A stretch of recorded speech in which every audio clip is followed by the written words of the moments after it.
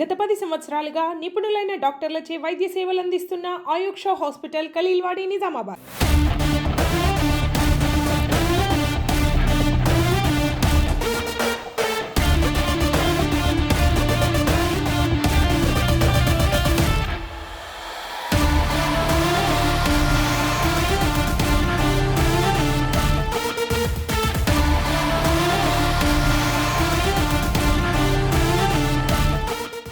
జై శ్రీరామ్.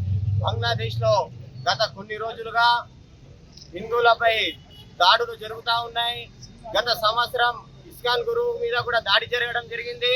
ఆ సంవత్సరం నుంచి పడితే గత సంవత్సర కాలంగా బంగ్లాదేశ్ లో హిందువులపై దాడులు జరుగుతూనే ఉన్నాయి.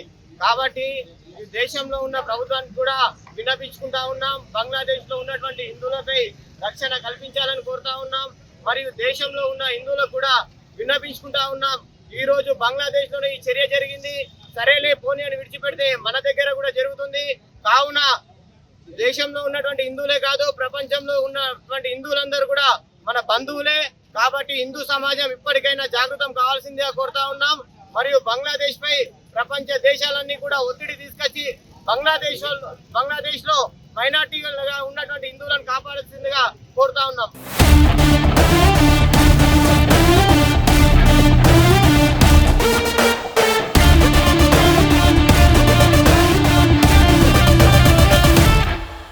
మొన్న 2 రోజుల క్రితం బంగ్లాదేశ్ లో దీపుదాస్ శర్మ అనే హిందూ పైన కొన్ని ఉగ్రముఖలు దాడి చేసి చంపి నిప్పు పెట్టడం జరిగింది. దానిలో భాగంగా ఈరోజు విశ్వ హిందూ పరిషత్ బజరంగ దళ ఆర్మూర్ శాఖ ఆధ్వర్యంలో నిరసన మరియు ఇష్టమదాల కార్యక్రమం నిర్వహించడం జరిగింది.